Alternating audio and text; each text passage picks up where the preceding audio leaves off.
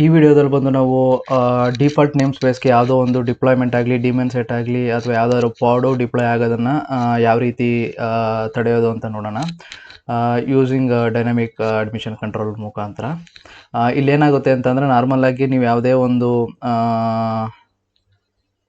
Deployment ತಗೊಳ್ತಂತಾರೆ. For example ಜೆಂಕಿನ್ಸ್ಗೆ ಒಂದು deployment ಫೈಲ್ನ ನೀವು create ಮಾಡಿದ್ದೀರಿ ಅಂತ ತಿಳ್ಕೊಳ್ಳಿ.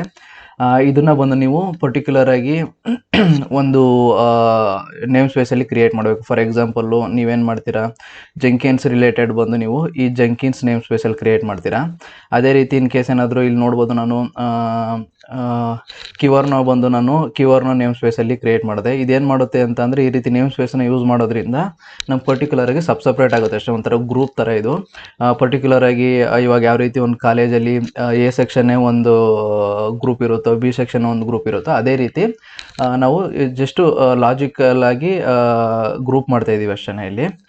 ಇವಾಗ ಏನಾಗುತ್ತೆ ಅಂತ, ಇನ್ ಕೇಸ್ ಏನಾದರೂ ಜೆಂಕಿನ್ಸು ಮತ್ತು ಕೀವರ್ನೋ ಅಥವಾ ಇನ್ನೂ ಬೇಜಾನು, ಫಾರ್ ಎಕ್ಸಾಂಪಲ್ಲು ನಿಮ್ದು ಎಂಜಿನಿಯರ್ಸ್ ಆಗಲಿ ಎಲ್ಲನೂ ಒಂದೇ ಡಿಫಾಲ್ಟ್ ನೇಮ್ ಸ್ಪೇಸಲ್ಲಿ ಇನ್ ಕೇಸ್ ಏನಾದ್ರು ಡಿಪ್ಲಾಯ್ ಆಯಿತು ಅಂತಂದರೆ, ಅಲ್ಲಿ ನೀವು ಪರ್ಟಿಕ್ಯುಲರಾಗಿ ಫೈಂಡ್ ಔಟ್ ಮಾಡೋದು ಕಷ್ಟ ಆಗುತ್ತೆ. ಇವಾಗ ಫಾರ್ ಎಕ್ಸಾಂಪಲ್ಲು ನಿಮ್ಮ ಹತ್ರ ಒಂದು 10 ಪಾಡ್ ಇತ್ತು ಅಂತ ಅಂದರೆ, ಜೆಂಕಿನ್ಸು ಒಂದು 2 ಪಾಡು, ಕೀವರ್ನೋದು ಒಂದು 3 ಪಾಡು, ಅಥವಾ ಎಂಜಿನಿಯರ್ಸ್ದು 6 ಪಾಡ್ ಇರುತ್ತೆ ಅಂತ ತಿಳ್ಕೊಳ್ಳಿ. ಟೋಟಲ್ ಒಂದು 10 ಪಾಡ್ ಇರುತ್ತೆ ಅಂತ ತಿಳ್ಕೊಳ್ಳಿ. ಅದರಲ್ಲಿ ನೀವು ಈಸಿಯಾಗಿ ಫೈಂಡ್ ಔಟ್ ಮಾಡ್ಬೋದು, ಇದು ಎಂಜಿನಿಯರ್ಸ್ದು ಮತ್ತು ಇದು ಜೆಂಕಿನ್ಸ್ದು ಅಂತ. ಬಟ್ ಇನ್ ಕೇಸ್ ಏನಾದರೂ ನಿಮ್ಮದು ಒಂದು 100 ಅಥವಾ 1000 ಈ ರೀತಿ ಪಾಡ್ಸ್ಗಳು ಅಂದಾಗ, ನಿಮಗೆ ಈ ಡಿಪ್ಲಾಯ್ಮೆಂಟ್ ಅಂತ ಅಂದಾಗ ನೀವು ಈಸಿಯಾಗಿ ಫೈಂಡ್ ಔಟ್ ಮಾಡೋಕ್ಕಾಗಲ್ಲ. ಅದಕ್ಕೋಸ್ಕರ ನಾವೇನು ಮಾಡ್ತೀವಿ, ಲಾಜಿಕಲಾಗಿ ಗ್ರೂಪಿಂಗ್ ಮಾಡ್ತೀವಿ. ಅದನ್ನು ಈ ನೇಮ್ ಸ್ಪೇಸ್ ಯೂಸ್ ಮಾಡಿಕೊಂಡು ನಾವು ಗ್ರೂಪಿಂಗ್ ಮಾಡ್ತೀವಿ ಅಷ್ಟೇ. ಇದು ಡಿಫಾಲ್ಟ್ ಬಂದು ಏನಕ್ಕೆ ಯೂಸ್ ಆಗುತ್ತೆ ಅಂತ ಅಂದರೆ, ಜಸ್ಟ್ ನೀವು ಯಾವುದೇ ರೀತಿ ನೇಮ್ ಸ್ಪೇಸನ್ನು ಏನಾದರೂ ಡಿಫೈನ್ ಮಾಡಿಲ್ಲ ಅಂತ ಅಂದರೆ, ಡಿಪ್ಲಾಯ್ಮೆಂಟ್ ML ಫೈಲಲ್ಲಾಗಲಿ ಎಲ್ಲಾದರೂ ಆಗಲಿ, ಇದು ಆಟೋಮೆಟಿಕ್ಕಾಗಿ ಈ ಡಿಫಾಲ್ಟ್ ನೇಮ್ ಸ್ಪೇಸಲ್ಲಿ ಬಂದು ಡೈರೆಕ್ಟಾಗಿ ಡಿಪ್ಲಾಯ್ ಆಗುತ್ತೆ. ಇದನ್ನು ತಡೆಗಟ್ಟೋಕ್ಕೋಸ್ಕರ ನಾವು ಈ ರೀತಿ ಪಾಲಿಸಿನ ಯೂಸ್ ಮಾಡಿಕೊಂಡು ನಾವು ಇದನ್ನು ಬ್ಲಾಕ್ ಮಾಡ್ಬೋದು. ಯಾವುದೇ ಒಂದು ಡಿಪ್ಲಾಯ್ಮೆಂಟ್ ML ಫೈಲಲ್ಲಿ ಯಾವುದೇ ರೀತಿ ನೀವು ನೇಮ್ ಸ್ಪೇಸನ್ನು ಕೊಟ್ಟಿಲ್ಲ ಅಂತ ಅಂದರೆ, ಅದನ್ನು ತಡೆಯೋಕ್ಕೋಸ್ಕರ ಈ ಪಾಲಿಸಿಯನ್ನು ಯೂಸ್ ಮಾಡ್ತೀವಿ, ಎನ್ಫೋರ್ಸ್ ಮಾಡ್ತೀವಿ. ಅದನ್ನು ನಾನು ಇವಾಗ ಡೆಮೋದಲ್ಲಿ ತೋರಿಸ್ತೀನಿ. ಓಕೆ, ನಾವು ಮೊದಲು ಕ್ಯೂವರ್ನ ರನ್ ಆಗ್ತಾಯಿದೆ ಅಂತ ನೋಡ್ತೀನಿ. kubectl get pods ಕ್ಯೂವರ್ನು. ಓಕೆ, ಇಲ್ಲಿ ನೋಡ್ಬೋದು ಎಲ್ಲ ಪಾಡ್ಸ್ಗಳು ರನ್ ಆಗ್ತಾಯಿದೆ. ಇವಾಗ ಬಂದು ಜಸ್ಟ್ ನಾನು ಡಿಫಾಲ್ಟ್ ನೇಮ್ ಸ್ಪೇಸಲ್ಲಿ ಒಂದು ಎಂಜಿನಿಯರ್ಸ್ ವೆಬ್ ಸರ್ವರ್ನ ಕ್ರಿಯೇಟ್ ಮಾಡೋಕ್ಕೆ ಟ್ರೈ ಮಾಡ್ತೀನಿ. kubectl ಕ್ರಿಯೇಟ್ ಡಿಪ್ಲಾಯ್ಮೆಂಟ್ ನೇಮ್ ಬಂದು ನಾನು ಎಂಜಿನಿಯರ್ಸ್ ಅಂತ ಕೊಡ್ತೀನಿ. ಅದಾದಮೇಲೆ ಬಂದು ನಾನು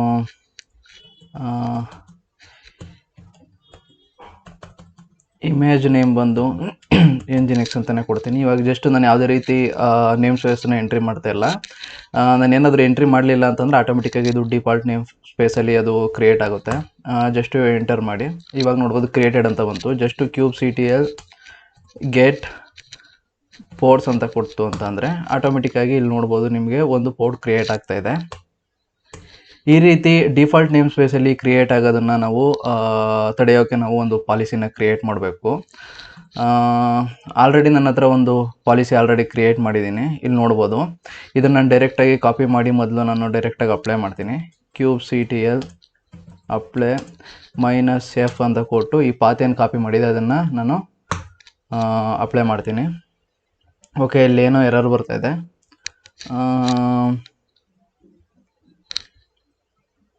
ಓಕೆ, ನಾನು ಇಲ್ಲಿಂದನೇ ಡೈರೆಕ್ಟಾಗಿ ಕಾಪಿ ಮಾಡ್ಕೊಳ್ತೀನಿ. ಕಾಪಿ ಆಯಿತು. ಜಸ್ಟ್ ಇಲ್ಲಿ ಬಂದು kubectl ಒಂದು ಪಾಲಿಸಿ ನೇಮ್ ಕೊಡ್ತೀನಿ.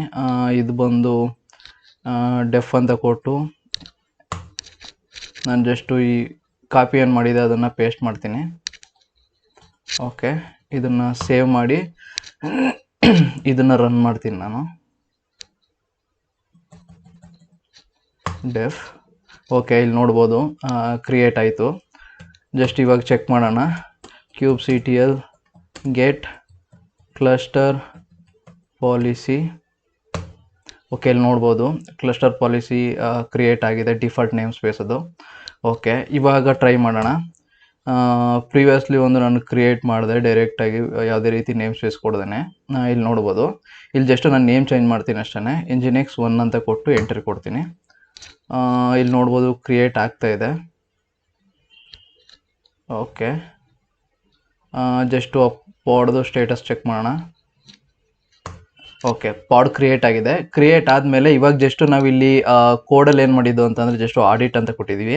ಅಂತಂದರೆ ಇದು ಯಾವುದೇ ರೀತಿ ಇದು ಮಾಡೋಕ್ಕೆ ಹೋಗಲ್ಲ, ರಿಸ್ಟ್ರಿಕ್ಟ್ ಮಾಡೋಕ್ಕೆ ಹೋಗಲ್ಲ. ಜಸ್ಟು ಲಾಕ್ಸಲ್ಲಿ ಸ್ಟೋರ್ ಆಗಿರುತ್ತೆ ಅಷ್ಟೇ. ಡಿಸ್ಕ್ರೈಬ್ ಮಾಡಿದ್ರೆ ನಿಮಗೆ ಈಸಿಯಾಗಿ ಗೊತ್ತಾಗ್ಬಿಡುತ್ತೆ. kubectl describe cluster policy. In case ಏನಾದರೂ 2-3 ಇತ್ತು ಅಂತ ಅಂದರೆ ಪಾಲಿಸಿಗಳು, ನೀವು ಅದ್ರ ನೇಮ್ ಕೊಡಬೇಕಾಗತ್ತೆ.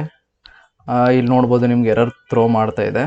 ಇವಾಗ ಡೈರೆಕ್ಟಾಗಿ ಇಲ್ಲಿ ನೋಡ್ಬೋದು default name space is not allowed ಅಂತ ನಿಮಗೆ ಜಸ್ಟ್ ಎರರ್ ಡಿಸ್ಪ್ಲೇ ಮಾಡ್ತಾ ಇದೆ. ಇವಾಗ ಎನ್ಫೋರ್ಸ್ ಮಾಡೋಣ. ಜಸ್ಟ್ ನಾನು ಏನು ಮಾಡ್ತೀನಿ ಅಂತ ಅಂದರೆ ಇದ್ರೊಳಗಡೆ ಹೋಗಿ ಇಲ್ಲಿ ಬಂದು ನಾನು ಆಡಿಟ್ ಬದಲು ಎನ್ಫೋರ್ಸ್ ಅಂತ ಕೊಡ್ತೀನಿ. ಎನ್ಫೋರ್ಸ್.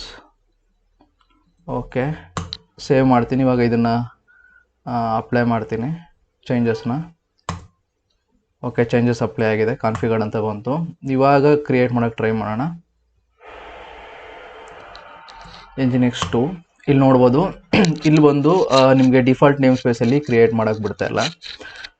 ಈ ರೀತಿ ನೀವು ಈ ಪಾಲಿಸಿನ ಯೂಸ್ ಮಾಡಿಕೊಂಡು ಯಾವುದೇ ರೀತಿ ನಿಮ್ಮದು ಡಿಪ್ಲಾಯ್ಮೆಂಟ್ ಆಗಲಿ ಅಥವಾ ಡಿಮಾನ್ಸೆಟ್ ಆಗಲಿ ಪರ್ಟಿಕ್ಯುಲರ್ ಆಗಿ ಡಿಫಾಲ್ಟ್ ನೇಮ್ ಸ್ಪೇಸಲ್ಲಿ ಕ್ರಿಯೇಟ್ ಆಗೋದನ್ನು ತಡೆಗಟ್ಬೋದು.